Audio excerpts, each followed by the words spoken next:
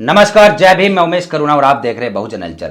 आज देश की राजनीति काफी बदल चुकी है। यानी राजनीति में कोई सगा नहीं होता, राजनीति में कोई अपना नहीं होता, यह हमने देख लिया। आप भी देख सकते हैं कि किस तरीके से एक नेता जो दल बदलू जगह जगह मुंह मारता फिरता है, रंग बदलता है, और वही नेता आज अपना काम बनाने के लिए, अपना काम निकालने के लिए समाजवादी पार्टी में शामिल हो गया और वहां जाकर अपनी पैठ जमा चुका है। उसका नाम है स्वामी प्रसाद मौर्य, जो कि आप देख सकते हैं कि सबसे पहले बहुजन समाज पार्टी से इसने अपने कैरियर की शुरुआत की। बहुजन समाज पार्टी से मंत्री रहा, कैबिनेट मंत्री रहा, और उसके बाद इसी नेता ने भारतीय जनता पार्टी ज्वाइन की। वह क्योंकि वह सब आपके सामने है। बहुजन समाज पार्टी से अपनी बेटी का टिकट मांग रहा था और उसके अलावा और भी अपने रिश्तेदारों का टिकट मांग रहा था। टिकट नहीं मिला तो उसके बाद उसी पार्टी में जिसने इसको नेता बनाया, मंत्री बनाया, उसी में कमी निकालने लगा, कमी खोजने लगा, और वहां से ठोकर खाकर भारतीय जनता पार्टी में जा बढ़ा।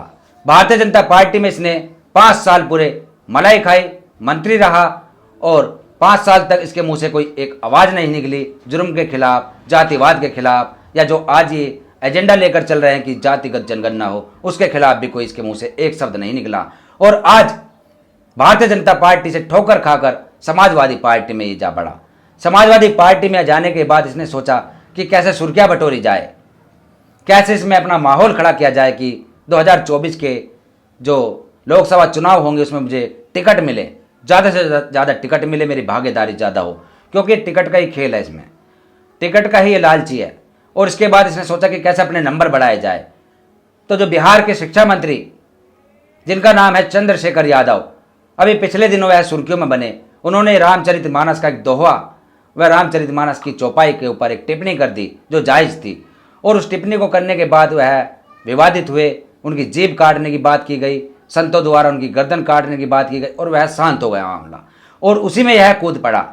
इसने अपनी बातें रखनी शुरू करी, जगह जगह मंचों पर जाकर रामचरितमानस और जो उसकी चौपाई है उनका व्याख्यान करना शुरू किया, जिसको हम जायज़ भी मानते हैं, जो शूद्रों का एक कह सकते हैं कि विरोधी है वह ग्रंथ। और उसके बाद ये सुर्खियाँ बटोरने के लिए काफ़ी इसने प्रयास किया और इसको वहाँ से बढ़ावा भी मिला, समाज इसके साथ खड़ा हुआ। तो इसने सोचा कि अब दलित समाज भी मेरे साथ जुड़ चुका है। शूद्र जो शब्द का यूज किया कि उसको लेकर इसने सोचा कि मेरा ये फिट हो गया जो पैंतरा था। और इस पैंतरे के बाद इसने सोचा कि अब दलितों को किस तरीके से और लुभाया जाए और अखिलेश यादव की नज़रों में कैसे छवि बनाई जाए और ज़्यादा। तो इसने अभी कल एक कॉलेज के अंदर मान्यवर साहब कांशीराम जी की प्रतिमा का अनावरण करने के लिए एक सभा का आयोजन किया। उसमें अखिलेश यादव जी भी आए और वहाँ इसने जो था मायावती को अनाप शनाप बातें कही, मायावती के बारे में टिप्पणी की कि वह मिशन से भटक चुकी है, इधर उधर के आरोप लगाए। और उसके बाद इसने मान्यवर साहब कांशीराम जी और मुलायम सिंह यादव दोनों का तालमेल बताया कि 1993 में जो नारा था कि मिले मुलायम और कांशीराम हवा में उड़ गए जय श्री राम, ऐसी ऐसी बातों की दुहाई दी, उन नारों का इस्तेमाल करके बताया। और इसने कहा कि मान्यवर साहब कांशीराम जी का जो मिशन है उसको समाजवादी पार्टी पूरा कर रही है, और दलित जो है वह बहकावे में ना आए, किसी के समाजवादी पार्टी से जुड़े। इस तरीके का इसने जो था वहाँ स्पीच में बात रखी। और उसको देखकर दलितों के जो संगठन है, दलितों की जो पार्टियाँ हैं, बहुजन समाज पार्टी के जो नेता हैं, उन्होंने एक मोर्चा खोल दिया। इसकी जो कमियां हैं उनों के खिलाफ एक अभियान चला दिया। कहा कि 5 साल तक इसके मुंह से क्यों जुबान नहीं निकली।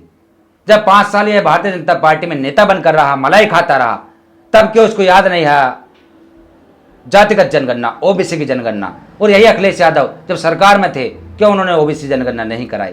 ऐसे मुद्दे उठ रहे हैं, सवाल उठ रहे हैं। और उसी के बाद आज स्वामी प्रसाद मौर्य को याद आ रहा है दलित प्रेम, यानी दलित हितैषी बन रहा है अखिलेश यादव भी, स्वामी प्रसाद मौर्य भी। इसको देखते हुए अब लग रहा है कि दलित समाज टस से मस नहीं होगा, इनकी बातों में नहीं आएगा, क्योंकि इनके सारे पैंतरे पता है। जब मुलायम सिंह सरकार थी, अखिलेश सरकार थी, यानी समाजवादी पार्टी की सरकार थी, उस समय इन्होंने जो डिस्ट्रिक्टों के नाम बदले, जो मायावती जी ने बहुजन महापुरुषों के नाम पर डिस्ट्रिक्टों के नाम रखे, कस्बों के नाम रखे, इन्होंने सरकार बदलते उनको बदल दिया, यानी उनके नाम बदल दिए। ये नाम बदला बदली चलता रहा, और उसको देखकर दलितों में काफ़ी गुस्सा भी हुआ, नाराज़गी भी आई। और उसको देखकर दलितों को लगा कि ये सब फ्रॉड है, ये कभी अपना भला नहीं कर सकते, दलित हितैषी नहीं हो सकते। इनकी जो संकीर्ण मानसिकता है दलितों के खिलाफ, ये कभी नहीं बदल सकती। और ये आरोप लगाते हैं, अनाप शनाप बातें करते हैं, ये इनकी आज मजबूरी है, क्योंकि बौखलाए हुए हैं पूरी तरह से कि दलित वोट बैंक कैसे इनकी तरफ आए, कैसे ट्रांसफ़र हो, कैसे डाइवर्ट हो, क्योंकि इनको दिख गया कि मुस्लिम वोटों से कुछ नहीं हो सकता और ओबीसी वोट इनको पूरा नहीं मिलता, ओबीसी वोट भी बढ़ जाता है। तो दलित वोट जो एक जगह टिका हुआ है, थोड़ा बहुत 2-4% की हम बात नहीं करते हैं, तो हर पार्टी में होता है, हर समाज में होता है, लेकिन जो ज़्यादा वोट, बाहुल्य वोट जो बहुजन समाज पार्टी को मिलता है, कि वह कैसे अपने पाले में लिया जाए, इसको देखकर ये बौखलाए हुए हैं। इनको लगता है कि 2024 में दलित वोट हमें मिल जाएगा तो हम सरकार बना सकते हैं, सीटें ज़्यादा ला सकते हैं, भागीदारी निभा सकते हैं। इस तरीके की बातें दिमाग में आ रही है। और इस चीज़ को देखकर आपको क्या लगता है, आपकी क्या राय है, कमेंट्स बॉक्स में ज़रूर लिखें और देखते रहिए बहुजन हलचल। फिर मिलेंगे एक नई खबर के साथ। ये हमारी व्यक्तिगत विश्लेषण था, इस पर आपका क्या कहना है ज़रूर लिखें। धन्यवाद। अगर आप चाहते हैं गरीब हर वंचित इंसान की आवाज आप तक पहुंचे तो हमारे चैनल को सब्सक्राइब करें और बेल आइकन का बटन दबाना ना भूलें। देखते रहिए बहुजन हलचल न्यूज।